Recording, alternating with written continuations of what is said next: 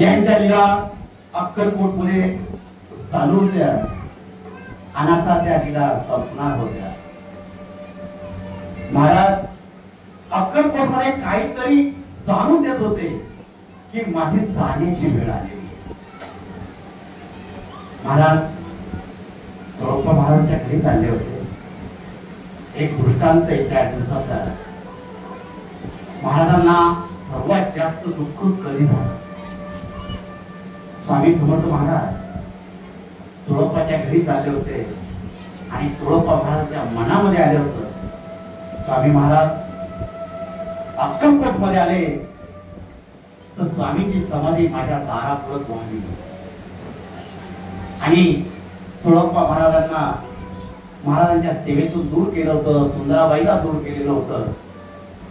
पण सोळप्पा महाराजांच्या मनामध्ये होतं की स्वामींनी माझ्या दारापुढे समाधीच ठेवावं.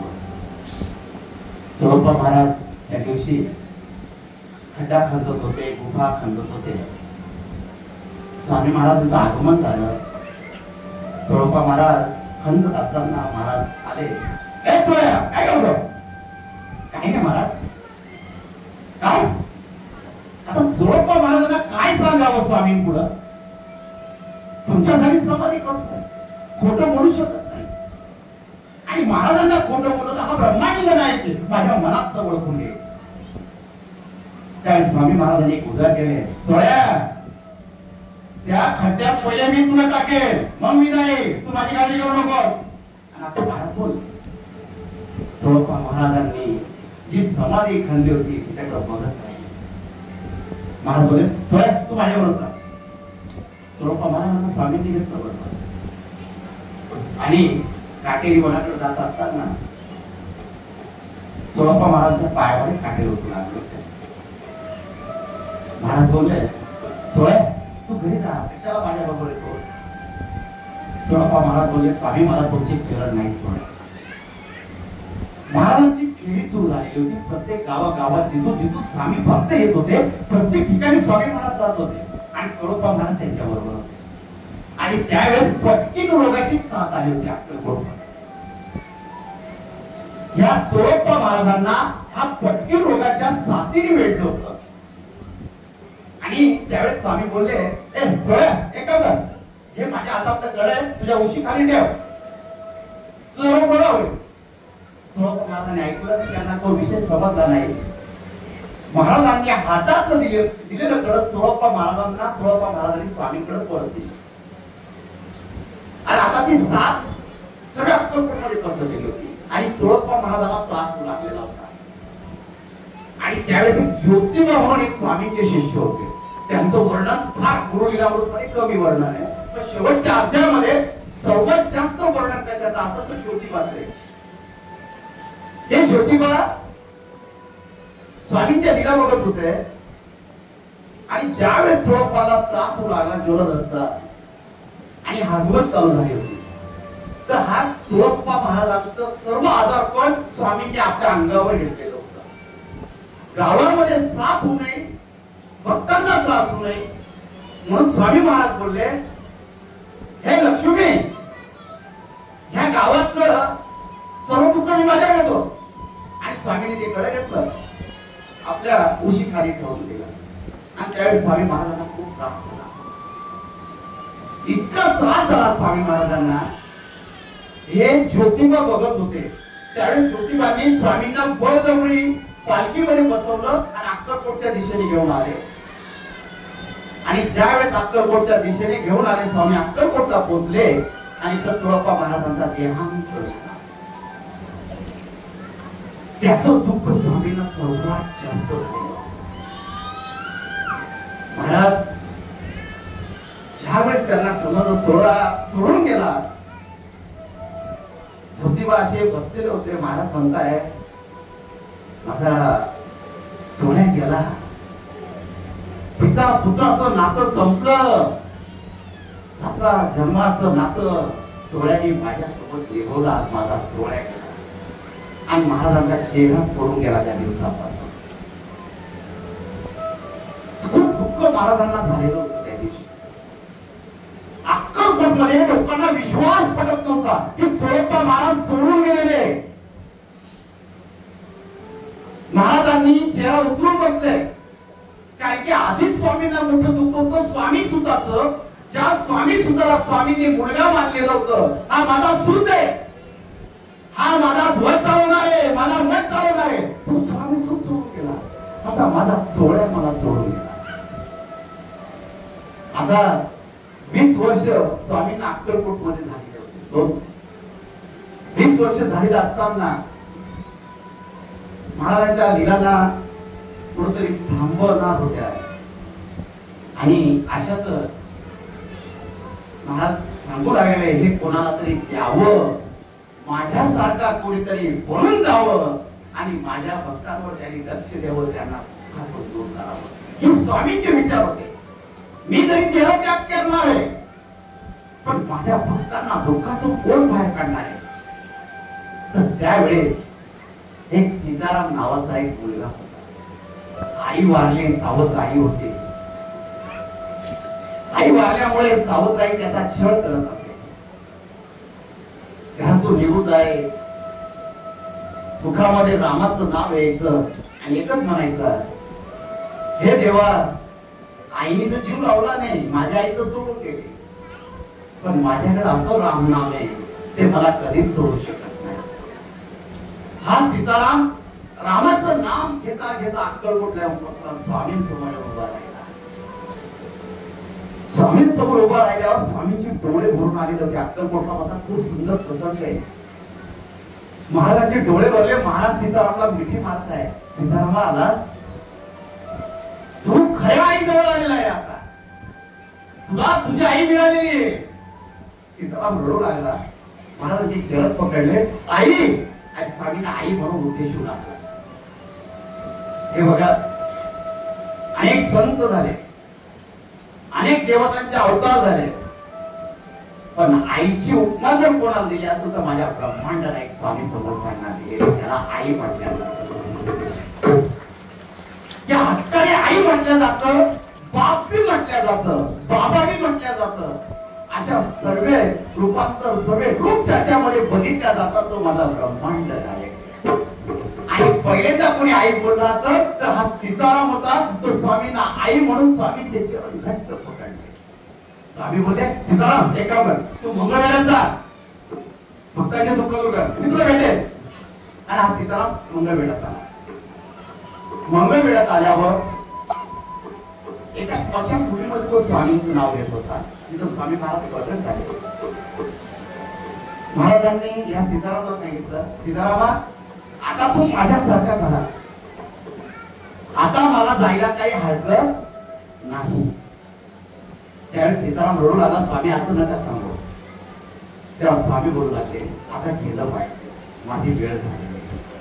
हा मनुष्य देह मी धारण केलेला आहे, आता हा सोडला पाहिजे, याच्या मोहात अडकलं नाही पाहिजे. आणि महाराज गुप्त झाले. जंगमवाडीची वस्ती होती. आज मी मल्लिकार्जुनाचं मंदिर आहे अक्कलकोट मध्ये. त्या ठिकाणी स्वामी महाराज येऊन बसले. ज्योतिबांनी स्वामींना बसायला एक पलंग दिला. महाराज बसलेले होते. ज्योतिबा, गवळ्या आणा, गवळ्या. का स्वामी, मी सांगतोय ना, गवळ्या आणा, चला गवळ्या आणा, गवळ्या आणा. महाराज एवढंच बोलत होते. ज्योतिबा घाबरले आणि स्वामीसाठी गवळ्या प्राप्त झाल्या. भरपूर गवळ्या आणल्या. महाराजांना दाखवल्या, स्वामी चालते नाही, अजून गवळ्या आणा, अजून गवळ्या आणा. महाराज एवढंच बोलत होते. गवळ्या ठेवल्या. तूप आणा. एक मनभर तूप तिथं आणलं. ते तूप तिथं ठेवल्यावर महाराज बोलू लागले, माझ्या भक्तांनी मला आतापर्यंत जे काही अर्पण केलं ते सर्व इथं घेऊन या. त्यावेळेस स्वामी महाराजांना कोणी खारका, नारळ, प्रत्येक गोष्ट वाहत होत. ते सुंदरबाईच्या घरामध्ये असायचं. ते सर्व साहित्य गोळा करून आणलं आणि महाराजांजवळ जंगम वस्तीजवळ आणलं, मल्लिकार्जुन मंदिराजवळ. महाराजांनी त्या गवऱ्या घेतल्या आणि जंगम समाजाची जे गुरूंची समाधी होती त्याच्या महादेवाची पिंड होती, शिवलिंग. त्याच्यावर सगळ्या गवऱ्या रचल्या, त्या खारका नारळ जे जे भक्तांनी भेट दिलं सर्व त्याच्यावर ठेवलं. आणि महाराजांनी आपल्या नेत्रांनी अग्नी प्रज्वलित केला आणि अग्नीच्या लाटात ते घेऊन आले. बाळाप्पा महाराज आले, महाराजांना नमस्कार केला आणि पूर्ण अक्कलकोटमध्ये विषय झाला. महाराजांनी जंगम समाजाच्या ज्या गुरूंच्या ज्या समाधी शिवलिंगाची पिंड आहे त्याच्यावर गवऱ्या लावल्या. सर्व जंगम समाजाचे लोक तिथं जमा झाले, पण स्वामींसमोर एकाच्या तोंडातून शब्द निघत नव्हते. सर्वजण बघत होते का आता पिंड भंग होईल, जागा भंग होईल का आता इथं दुसरी समाधी बांधावं लागेल. समाजाच्या डोक्यात विचार होता.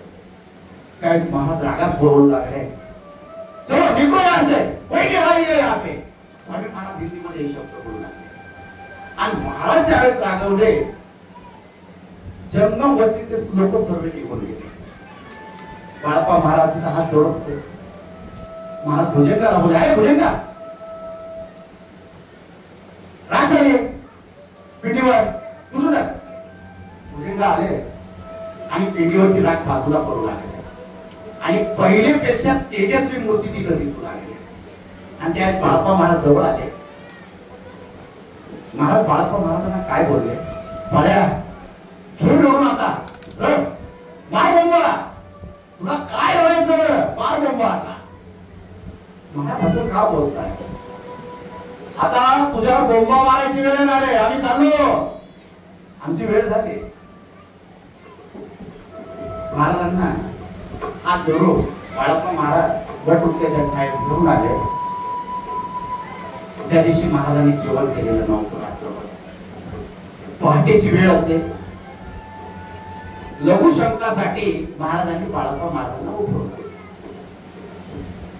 महाराज लघुशंकेला जात आहे आणि सोळप्पा महाराज आणि महाराजांचा एक संवाद होतोय. हा संवाद असा आहे, महाराज लघुशंका करून आले आणि आपल्या आसनावर सोळप्पा महाराज स्वामींचे पाय दाबत होते. चल येतो आमच्या बरोबर, अरे लांबचा प्रवास आहे, आम्ही तुला घेऊन जातो, तुमचा आमच्या बरोबर, आमच्या बरोबर. महाराज असं का बोलताय, नोकरी घ्यायची आमची, आमच्यावर नोकरी करतो. सोळप्पा महाराज बाळप्पा महाराज स्वामीकडे सारखे बघत होते. अर्थ कळत नव्हता. आता आम्ही जाणार, आमची घटना झाली बाया, आम्ही जाणार. महाराज असं नका सांगू, बाळ्या वेळ आली रे बाळ्या, आम्हाला जावं लागेल आता. महाराज रडू लागले. तुझा ते शब्द आता थांबलेले होते. महाराजांपुढे हात जोडत होते. स्वामी तुम्ही जाणार असं नका बोलू महाराज, हे शब्द कानाला सहन नाही होत. स्वामी महाराज तुम्ही कसे सहज बोलता स्वामी, माझ्या अंतःकरणामध्ये हे शब्द ऐकल्या जात नाही. स्वामी महाराज भाड्या गेलं पाहिजे. आणि सोळप्पा महाराजांच्या भूमिका वाढू लागल्या आणि महाराजांचे चरण पकडू लागले, खूप रडू लागले सोळप्पा महाराज.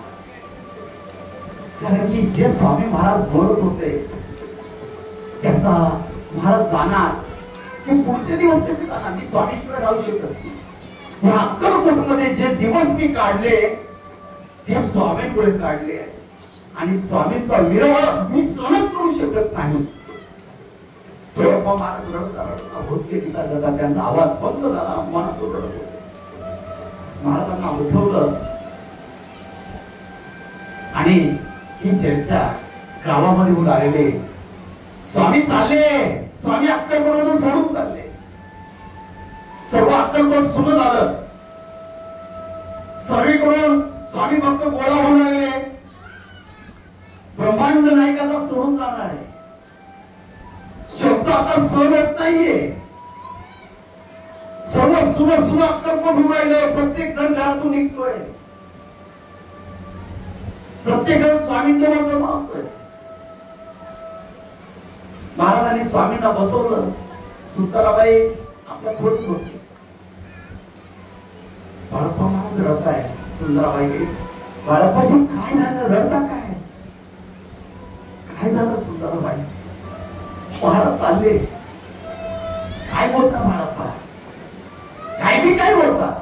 स्वामी आपल्या बरोबर आहे. स्वामींनी आज सांगितलं की ते आपल्याला सोडून जात आहे. आता ते आता आपल्यात राहणार नाही. स्वामी जाणार, स्वामी देहत्याग करणार. आता काय बोलतो चोरपाजी? असं बोलू नका चोरपाजी. माझ्या कानालाही शब्द ऐकला जात नाही. खरंच सुंदराबाई स्वामी चालले. सुंदराबाई पळत आली. मी काय ऐकते स्वामी? स्वामी काहीच बोलले मी शब्द झाले. ज्योतिबा आले, भुजंग आला, श्रीपाद भट आले, गणपत जोशी आले. ज्यांना ज्यांना समजते ते स्वामी तोडून उभे राहिले. हात जोडून होते. आणि महाराजांकडे कुंडी होती. महाराजांचा शेवटचा क्षण असा होता, एक त्या अक्कलकोटमध्ये महाराजांनी वटवृक्षाजवळ एक कुंडी ठेवलेली होती. भुजंगा ही कुंडी उचल, आपल्याला मुरलीधरच्या मंदिरात आहे, त्या तळ्याजवळ आहे. भुजंगाने कुंडी उचलली. महाराज त्याच्या मागे चालू लागले. महाराजांनी ती कुंडी आपल्या हातात घेतली आणि मुरलीधर मंदिराच्या बाहेरचे तळ आहे त्या तळ्यामध्ये स्वामी महाराजांनी ती कुंडी बुडवली. गुडघ्यावर पाणी होतं. स्वामी तळ्यात उतरले. बाळप्पा महाराजांना विशेष सांगितले. महाराजांनी कुंडी बुडवली आणि बाळप्पांना माहित होतं कुंडी बुडवली म्हणजे त्या दिवशी स्वामी महाराज सोडून जाणार आहे. महाराजांनी काही लीला अशा केल्या, बाळप्पा महाराजांना माहित होतं म्हणून त्यांना कळू दिलं नाही की आम्ही कुंडी घेऊन निघाले. ज्या वेळेस बाळप्पा महाराजांनी विचारलं स्वामी कुठे गेले, त्यावेळेस स्वामी भक्त बाकीचे बाळप्पा महाराजांना सांगताय स्वामी महाराज कुंडी घेऊन गेले भजनगाव. काय? अरे स्वामी सोडून जात आहे, कुंडी घेऊन जाऊ देऊ नका. बाळप्पा स्वामी कुंडी नका घेऊ ना, स्वामी कुंडी नका घेऊ ना. बाळप्पा महाराज जोर जोरात रडत आहे त्या ठिकाणी. असंख्य गर्दी मुरलीधर मंदिराजवळ गोळा झालेली होती आणि महाराजांनी ती कुंडी बुडवताना श्वास अडकला. स्वामी काय केलंय स्वामी? शेवटची घटना स्वामी, तुम्ही जाणार नका असं करू स्वामी. या अक्कलकोट वासियांना तुमच्याशिवाय जाणार नाही स्वामी महाराज. आणि बाळप्पा महाराजांनी घट्ट स्वामींचे चरण पकडले. बाळप्पा महाराजांना स्वामींनी बातलं करायला लावलं. स्वामी असे जोरात पावलं टाकत आपल्या वटवृक्षाच्या छायेत आले. महाराजांची तब्येत खालावत चालली. आता महाराजांचा खोकला वाढत चालला. अक्कलकोट मधला प्रत्येक स्वामी भक्त आता देवाला प्रार्थना करतोय. ज्या भगवंताने प्रत्येक भक्ताचं दुःख दूर केलं, आता ते भक्त त्या भगवंताला प्रार्थना करताय माझ्या स्वामींना चांगलं करून दे, माझ्या स्वामींना चांगलं करून दे. प्रत्येक जण रडतोय त्या अक्कलकोट मध्ये माझ्या स्वामी कधी चांगले होते. प्रत्येकाच्या मुखामध्ये एकच शब्द आहे माझ्या स्वामींना चांगलं करून दे. मला काही नको स्वामी, तुम्ही चांगले व्हा. प्रत्येक जण स्वामी जवळ करतोय.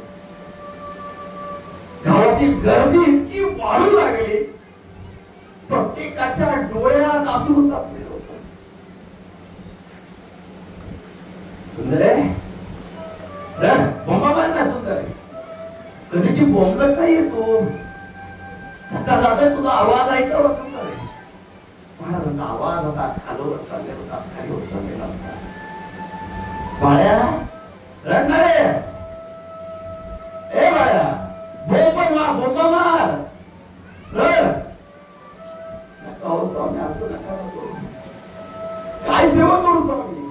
बाळप्पाने औदुंबराच्या छायेत राहावं. भुजंगाने औदुंबराचे मुळं उघडत. प्रत्येकाला स्वामी महाराज सेवा देत होते. प्रत्येकाला तू असं कर, तसं कर. घटका भरलेली स्वामी महाराजांची. प्रत्येक स्वामी भक्त एकच विनंती करतोय, स्वामी नका जाऊ. आज आता देह त्याग करायचा. आम्ही गेलो ना, माझी समाधी माझ्या चोळ्याने खंदून ठेवलेली आहे, तिथंच माझी समाधी करा. माझा देह तिथं ते माझ्या चोळ्याने सगळी सोय करून ठेवलेली आहे. माझा चोळ्या केला रे, माझा स्वामी सुख मला सोडून केला रे. आता बस सुंदर, आंघोळची तयारी कर. मला पाणी तापव. आता शेवटची आंघोळ माझी पोट मारली. सगळे आता जोरात रडू लागले, नका स्वामी असू नका. अरे मला आंघोळ करून देता का? मला आंघोळ करायची, मला तुमच्या हातून आंघोळ करायची. ज्योतिबा थरथरल्या हातामध्ये स्वामींचा आदेश होता. स्वामींना पाणी तापवतात, आंघोळ. स्वामींना आंघोळीला नेण्यात आलं. ज्योतिबा, भरतभाऊ महाराज, सुंदराबाई, गणपत जोशी टोळ आले होते त्या ठिकाणी. भुजंग होता, गोसावी होता आणि ज्योतिबा स्वामींना हात धरून स्वामींना चौरंगावर बसवलं. सर्वांच्या डोळ्यामध्ये अश्रू आहे. स्वामींना आंघोळ घालताय. प्रत्येकाला जाणवत होतं ही शेवटची आंघोळी माझ्या ब्रह्मांडाला आहे. स्वामीने अशी खाली मान टाकले, ते दोन्ही हात मागे ठेवले होते. स्वामींचा अंग आता पूर्ण ढिल्ल पडलं. स्वामी म्हाताऱ्या अवस्थेत होते. आता वृद्ध अवस्था स्वामींची चालू झाली होती. महाराज घडी घडी खोकलत होते. महाराजांची तब्येत खालावत चाललेली होती. महाराजांना चंदन लावण्यात आलं, केशर लावण्यात आलं, पूर्ण आंघोळ घातली. महाराजांना एकावर घेतला. महाराजांना आत्मावर बसवलं. ज्योतिबाने दोन लोड आणले, स्वामींच्या मागे लावले. स्वामी असे बसले. महाराज अन्नाचा त्याग केलेला होता स्वामींनी त्या दिवशी. त्याग केलेला असताना महाराजांच्या मुखामध्ये अन्नाचा कण नसताना, पोटामध्ये पाण्याचा थेंब नसताना, सुंदरबाई, स्वामी काही खाऊन घ्या ना. सुंदरे, आता दाखव, काळजी घे. खूप सेवा केली माझी. बाळप्पा माझे भक्त येतील, त्यांना संकटातून मुक्त कर. महाराजांनी आपल्या ज्या पादुका होत्या त्या बाळप्पा महाराजांच्या हातामध्ये दिल्या. शेवटच्या क्षणी गळ्यामध्ये स्वामींच्या रुद्राक्षाची माळ होती. जी वटवृक्ष मंदिराजवळ जी विहीर आहे त्याच्यामध्ये ती रुद्राक्षाची माळ टाकवली. सुंदराबाई महाराजांसाठी तीर्थ घेऊन येते, दुधाचं दूध घेऊन येते. महाराज बसलेले, महाराजांजवळ येऊ लागले.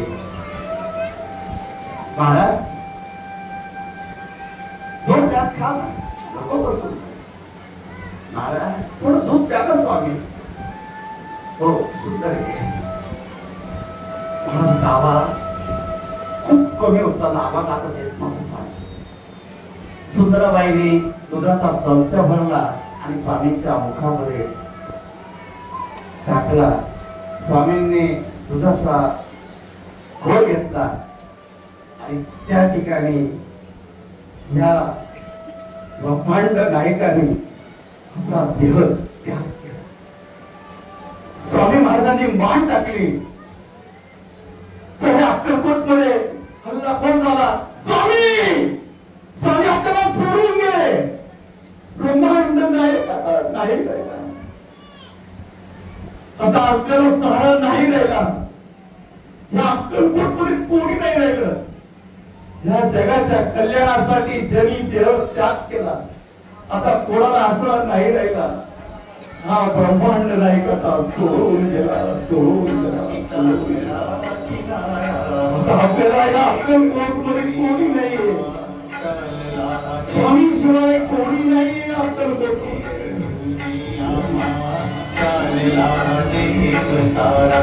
या जगाच्या सेवेसाठी वाहिला जन्म सारा. आज आभाळ फाटलं नाही सागरा किनारा. ओळखे करून आम्हा चालला देव तारा. ओळखे करून आम्हा तारा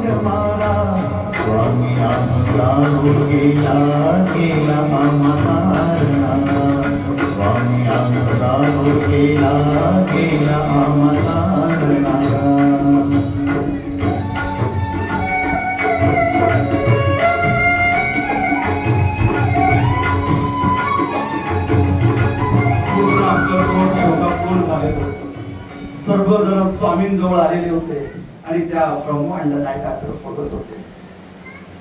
स्वामींनी मान टाकलेली होती आणि स्वामींकडे सर्व भक्त रडत होते. पूर्ण अक्कलकोट रडत होत आणि ज्योतिबा समाधीमध्ये निघून गेले होते. त्यांना काय झालं काहीच कळत. स्वामी राहिले नाही या अक्कलकोट मध्ये. सर्वांना सोडून गेले स्वामी. आता प्रत्येक जण रडतो, एकमेकाच्या गळ्यामध्ये रडतो. अरे ब्रह्मांड नायक गेलेला आपल्याला सोडून गेलेला आहे. शब्द निघत नाही अक्कलकोट मध्ये. आता कोणाचं असेल आपल्याला, कोण आपल्याकडे बघत.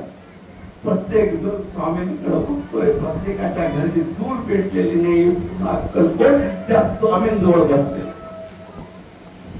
काय करू समजत नाही. बाळप्पा महाराजांचा धीर सुटून गेलेला आहे.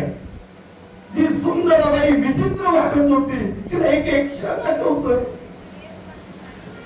मी स्वामीला इतकं त्रास दिला तरी स्वामींनी मला कधीच सोडलं नाही. मला जवळ ठेवलं. स्वामींनी जवळ ठेवलं. त्या स्वामींनी सुंदरबाईला प्रत्येक शब्द आठवतोय. ज्योतिबा ध्यानात होते. स्वामी गेले माहित नाही. त्यांना ध्यानावर आणण्याचा प्रयत्न करत होते. इकडे स्वामींची पालखी सजवत आहे. आता स्वामींना न्यायचंय. समाधी अवस्थेत स्वामी जाणार. स्वामींसाठी गुफा उठवली आपल्या चोरपा महाराजांनी. तिथं नाही. अरे आज वटवृक्ष सुना होणार रे. त्या वटवृक्षाच्या छायेत कोण बसणार. अरे वटवृक्षाच्या छायेमध्ये मला ब्रह्मांड नाही बसायचं रे. आता इथं कोणी नाही रे. कोणी नाही. त्या वटवृक्षाकडे बघायचं. त्या वटवृक्षाशी बोलायचं. माझे स्वामी कुठे जाणार आहे. कोणाला विचारायचं. स्वामींचं शेवटचं स्थान स्वामींनी देह त्याग करायच्या आधी करून घेतलं. स्वामींच्या कपाळी केशर लावण्यात आलं. चंदन लावण्यात आलं. पूर्ण शरीर चंदनाचं सुगंधी करून दिलं होतं स्वामींना. स्वामींच्या डोक्यामध्ये गोंड्याची टोपी घालण्यात आली. त्या ब्रह्मांड नायकाला आता त्या वटवृक्षाच्या छायात पोहोचवत आहे. त्या वटवृक्षाच्या मधून आवाज येतो. अरे माझा स्वामी. आता स्वामी तुमचा स्पर्श मला नाही होणार स्वामी. या अक्कलकोट मध्ये तुमचा स्पर्श नाही होणार स्वामी. रोज तुम्ही माझ्या छायेत बसायचे स्वामी. तुमच्या पाठीचा स्पर्श मला व्हायचा. वटवृक्षाच्या हृदयातून शब्द निघताय. त्या वटवृक्षातून सुद्धा रडण्याचे असे तिथून आसून पडत आहे की मला आता स्वामींचा स्पर्श होणार नाही. एक गाय उभारत तिथे ती स्वामीच्या डोळ्यात मासू निघताय त्या गायीच्या. स्वामीने तिला प्रेम दिलेलं होतं. रोज स्वामी तिच्या मुखामध्ये घास भरवत होते त्या गायीच्या. ती गायी रडते. मनातून म्हणते स्वामी चाललात. आता आधार कुणाचा आहे स्वामी. स्वामींना पालखीमध्ये बसवलं आणि चोळप्पा महाराजांच्या घराकडे घेऊन चालले. बुधवार पेठेकडे. ज्योतिबा तिथं ध्यानामध्ये पडलेले होते आणि ते दुःख इतकं झालेलं होतं, कारण की स्वामी सोडून जाणार हे शब्द सुद्धा मुखातून निघत नाही. जड अंत करणारे बोलावं लागतं. स्वामी गेले आणि ज्योतिबाला शुद्धीवर आणलं आणि स्वामींची पालखी सुरू होती. ज्योतिबा ज्यावेळेस ध्यानामध्ये होते त्यावेळेस त्यांना स्पर्श झाला आणि एक जण बोलतोय, बाळप्पा महाराज, ज्योतिबा उठा. ते उठले नाही, त्यांच्या तोंडावर पाणी टाकलं. ज्योतिबा चढ उठले. काय झालं? बाळप्पा महाराज धूम पडला देऊन रडताय. काय झालं? स्वामी गेले. काय बोलता? ज्योतिबा दचकले आणि बाळप्पा महाराजांच्या मिठी मारून रडू लागले. नका असं शब्द घेऊ माझ्या स्वामी, इथे नाही, स्वामी गेले. आणि ज्योतिबा आणि ज्यावेळेस ते बेशुद्ध पडले तिथून एक ध्वनी निर्माण झाली, ज्योतिबा ओके बैठो, हम गया नहीं हम जिंदा है, हम गया नहीं हम जिंदा है, हम गया नहीं हम जिंदा है. स्वामींचे स्वर तिथून सुरू झाले. ज्योतिबाने डोळे फुटले. स्वामींचा आवाज आहे. स्वामींना दुधाकडे सोळप्पा महाराजांच्या घरी आणलं. तिथं सोळप्पा महाराजांनी आधीच गुहा करून ठेवली होती. तिथं स्वामींची समाधी बांधली आणि अक्कलकोटच्या यायच्या आधी महाराज सांगतात, भाऊसाहेब म्हणून होते, मंगळवारी स्वामींचा देहांत झाला 1878 साली. मंगळवारच्या दिवशी सायंकाळी कोरत होत आहे. त्यावेळेस सायंकाळी त्याच्या आधी स्वामी महाराज भाऊसाहेबांना बोलले होते आपली भेट शनिवारी होईल. तर ते भाऊसाहेब काही दिवसांनी अक्कलकोटला आले होते आणि विचारते स्वामींचा मठ कुठे. तर सगळे स्वामी भक्त सांगत होते, शब्द निघत नव्हते का स्वामी सोडून गेलेले. भाऊसाहेब त्यांच्या मग्नात होते की मला स्वामींना भेटेल. जेव्हा ते वटवृक्षाच्या छायेमध्ये आले आणि त्यांना सांगितलं तिथं स्वामींचे स्वरूप आणि पादुका दिसत्या, पादुकांवर फुलं माळी ठेवलेल्या दिसत्या आणि स्वामी सोडून गेलेले हे शब्द त्यांना संध झाले. त्यावेळेस ते सांगताय, तुम्ही कसं काय म्हणता स्वामी मंगळवारी देहत्याग केला, कारण की शनिवारी ह्या म्हणजे 15 दिवसांनी त्याग होते. शनिवारी स्वामी मला स्वतः भेटले. अहो शक्य नाही, स्वामी मला खरंच भेटले. हे जोरजोराने मोठमोठ्याने बोलून भाऊसाहेब सांगत होते. महाराजांनी जो शब्द दिला होता मी तुला भेटायला येईल, त्यावेळेस स्वामी महाराजांनी समाधीस्थ झाले. त्यावेळेस सुद्धा स्वामी महाराज भाऊसाहेबांना भेटले. महाराजांनी प्रत्येकाचं वचन पूर्ण केलं. माझे भक्त दुःखी असतील त्यांचं दुःखाचं निवारण कोण करणार, त्याच्यासाठी सीतारामाला आपल्यासारखं बोलून गेले स्वामी महाराज. आणि तो सीताराम मंगळवेढ्यामध्ये प्रत्येक भक्ताचं दुःख दूर होता. अक्कलकोट मध्ये स्वामी महाराजांची समाधी झाली. प्रत्येक जण सोळप्पा महाराजांच्या तिथं जाऊन दर्शन करत होता. त्यावेळेस वटवृक्षाच्या छायेखाली स्वामींचं मंदिर बांधण्यात आलं आणि आजचं ते वटवृक्ष मंदिर देवस्थान, ज्या ठिकाणी स्वामींनी प्रत्येक भक्ताचे दुःखाचं निवारण केलं. आज लाखो भाविक त्या अक्कलकोट मध्ये जातात आणि स्वामींचं दर्शन घेतात. आणि सोळप्पा महाराजांची जिथं समाधी घेतलं ते समाधी स्थान वेगळं आहे आणि स्वामी भक्तांच्या इच्छा पूर्ण करायचे वटवृक्ष मंदिर, असे 2 मंदिर आहे अक्कलकोट मध्ये. बाळप्पा महाराजांचं मंदिर वेगळं, तिथं स्वामींनी त्यांना पादुका दिला, त्याला गुरु मंदिर म्हणतात ते वेगळे. आणि महाराजांनी पहिला मठ स्थापन केला जुनी गच्ची त्याला म्हणायचे. आता त्याचं मठ आहे राजेराय मठ. तो बी आज ज्या ठिकाणी ज्या द्वारामधून स्वामी अजून सुद्धा ते द्वार त्यांनी तसंच ठेवलेलं आहे. ज्या गणपतीला स्पर्श स्वामींचा व्हायचा तो गणपती बी तसाच आहे. तर तो राजेराय मठ, तिथं स्वामीच्या चैतन्य पादुका आहे. हे स्वामींचे अनेक मठ आहे अक्कलकोट मध्ये. महाराज जे शेखनूर बाबाच्या दर्ग्यावर जायचे ती बी दर्गा तिथंच आहे. महाराजांचे असे काही ठिकाणे अक्कलकोट मध्ये जे राजवाडा आहे, त्या राजवाड्यामध्ये स्वामी महाराज जायचे. जिथे जिथं स्वामींनी स्पर्श केलेला आहे त्या राजवाड्यामध्ये स्वामी महाराज उभे राहायचे. तिथं सुद्धा तुम्ही गेला तर तिथली वास्तू आज सुद्धा ओळखून सांगते, हा ब्रह्मांड नाही, हा ब्रह्मांड नाही, इथं उभा होता. ती जागा दाखवते की स्वामींचा स्पर्श त्या भूमीला झालेला आहे. ती ओरडून ओरडून सांगते, ब्रह्मांड नायक माझ्याजवळ गेलाय, ब्रह्मांड नायक इथे गेलाय. आज सुद्धा साक्षात स्वामींचे पुरावे अक्कलकोटला मिळतात आणि तो ब्रह्मांड नायक प्रत्येकाच्या इच्छा पूर्ण करतो. महाराजांनी सांगितलं होतं, महाराजांनी एक प्रश्न करण्यात आला, स्वामी तुम्ही परत कधी येणार? महाराज एक बोलले होते, ज्यावेळी डोंगर बोलतील तेव्हा मी येणार, ज्यावेळेस समुद्र जळेल तेव्हा मी येणार, ज्यावेळेस पंढरी जळेल तेव्हा मी येणार. हे स्वामींचे शब्द. आणि आज कलियुग आहे, कलियुगामध्ये लोक देवाला मानत नाही, समुद्र सुद्धा जळतो म्हणजे तेव्हा तिथं काही घटना घडतात समुद्रामध्ये.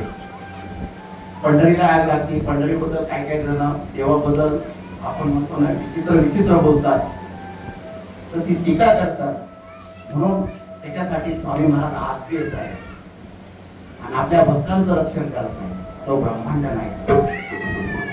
महाराजांचे पुरावे भरून सांगते. आज आपल्याला स्वामी महाराजांनी काय कमी दृष्टांत दिले.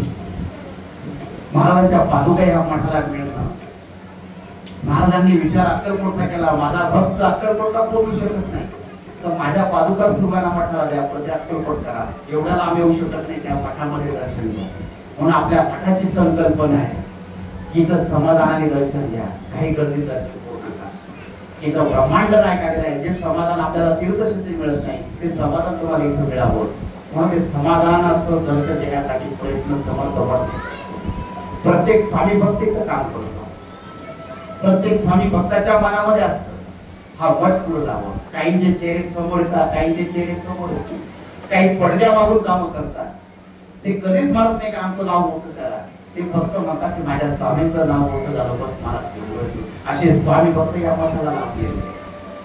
मी बोलतो, मी दिसतो, पण माझ्या मागे जे पडद्या मागून जी भूमिका करतात सर्वात मोठे योगदान हे त्यांचं आहे आणि त्याच्यामुळे हा मठ चालतो. असे स्वामी भक्त भेटणं, त्यांना कुठलाही गर्व नाही, कुठलाही अहंकार नाही, निष्काम सेवा करायची. का तर माझ्या स्वामींच्या मठाचं नाव मोठं झालं पाहिजे, माझा मठ मोठा झाला पाहिजे. आज मठाला भक्त निवास मंजूर झालं, भक्त निवासाचं काम चालू झालं.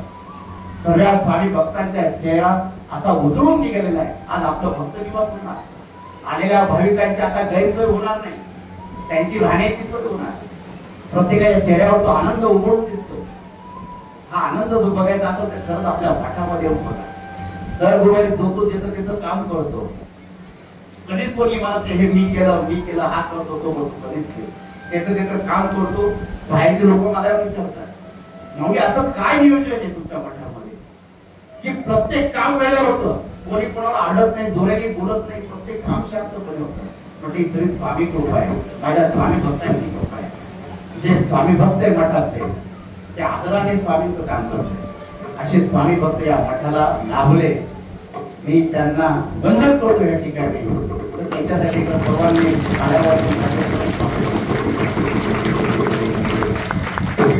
आणि दुसरं असं आपल्या मठामध्ये दरवर्षी स्तवन आणि पालखीचा सोहळा होत असतो.